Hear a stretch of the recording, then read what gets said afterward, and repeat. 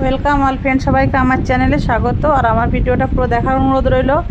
আর এইটুকু কি বলবো, দেখো সব কাজ সেরে রান্নাঘরে এখনও আছি। তো যাই হোক, ভিডিওটা এডিট করার জন্য রেডি হয়ে গেছি। এবার দেখা যাক কখন এডিট করে তোমাদের সামনে নিয়ে আসতে পারি। কিন্তু তোমাদের সামনে একটাই রিকোয়েস্ট হলো, তোমরা পুরো ভিডিওটা দেখবা।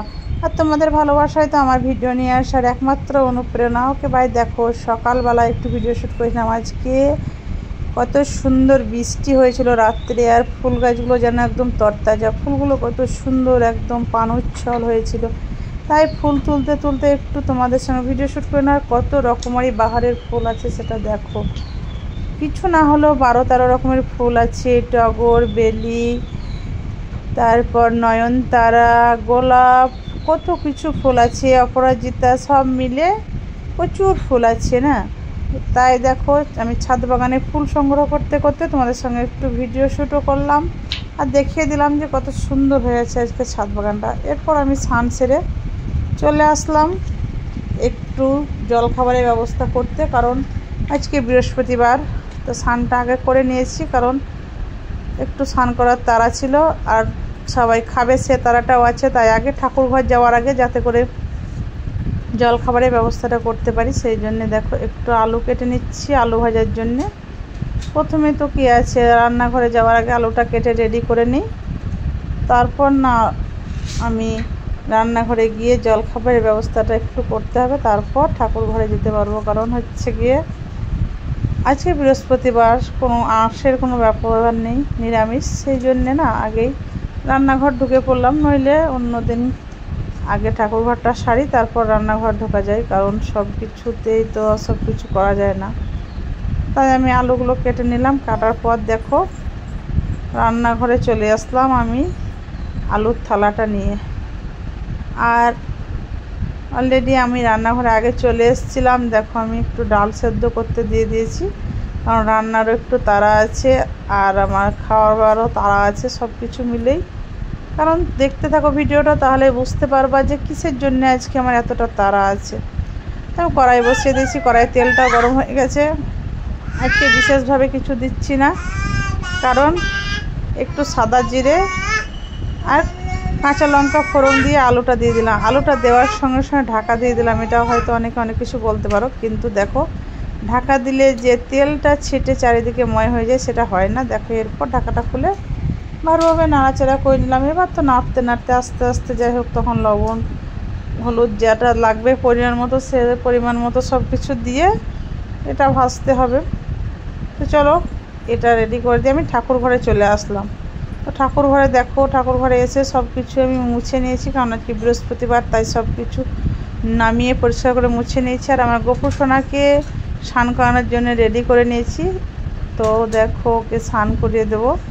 তো স্নানটা তো একটু সেরে নিতে হবে, স্নানটা করিয়ে দিলে তারপর বাদবাকি পুজোটা তো আরম্ভ হবে। কারণ ঠাকুর ঘরের কাজে তো গোবর স্নান করালে তো স্নান করানোটা হচ্ছে আগের কাজ, স্নান করার আগে তো আর কিছু হতে পারে না।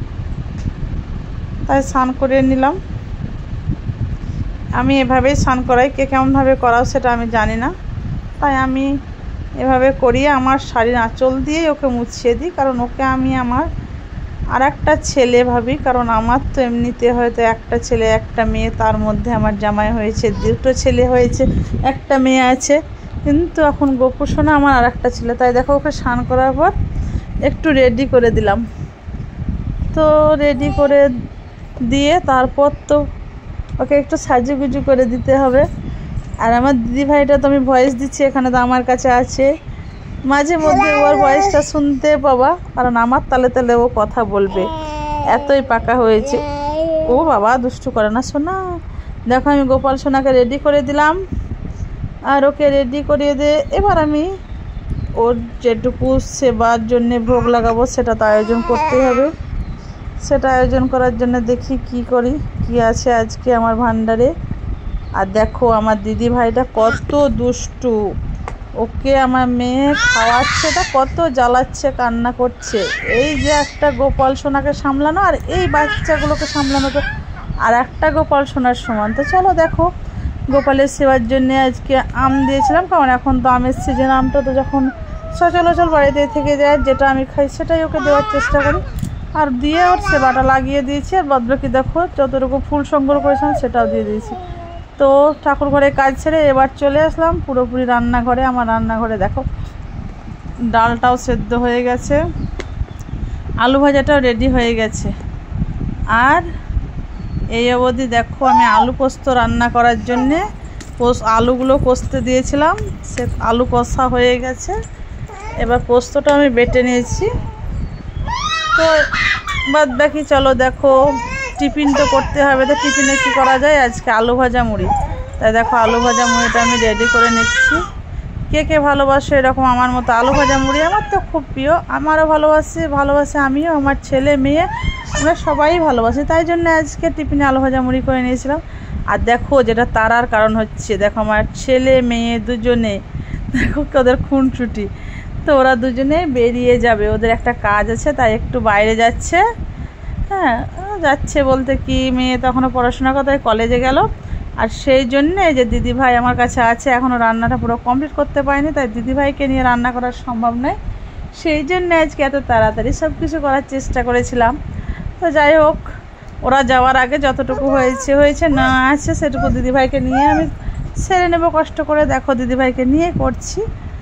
তো দেখো পাকা বুড়ি কেমন, দেখো গ্যাসের সিলিন্ডার ধরে দাঁড়িয়ে আছে, আর আমার রান্না হচ্ছে। আর রান্না হতে হতে কিছু বাসন আছে সেগুলো তো ধুয়ে নিতে হবে, এটা রান্নাঘরেই ধুয়ে ফেলি, কারণ সব কিছু তার স্টক করে রাখা যায় না। কিছু কাজ তো কিছু হাতে রেখে সারতে হয়। আর এক হাতে ভিডিও করছি, এক হাতে কাজ করছি, তাই এভাবেই ভিডিওটা করছি। কেমন হচ্ছে সবাই অবশ্যই বলবা। তোমরা জানো কে কীভাবে কাজ ছাড়ো, কিন্তু আমাকে একা হাতেই সব কিছু সারতে হয়, কারণ আমার হেল্পিং হ্যান্ড বলে কাউকে পায় না। কারণ আমার শাশুড়ি মা হচ্ছে রান্না করে না বাবু, খুব একটা নরম বা অসুস্থ মানুষ। তো দেখো আমার তোমাদের সঙ্গে গল্প করতে করতে বাসনগুলো আমার ধুয়ে নেওয়া হয়ে গেল। তো চলো আর কতটুকু কাজ বাকি আছে দেখা যাক। তারপর তো আমার দিদিভাইকে নিয়ে আড্ডা দিতে হবে, কারণ ও তো জানো এত দুষ্টু। তো চলো দেখো আমার রান্না সারা হয়ে গেছে, তোমাদের সঙ্গে গল্প করতে করতে আমার রান্নাটা কমপ্লিট। আজকে রান্না করেছি মুগের ডাল, বড়ার টক, আলু পোস্ত।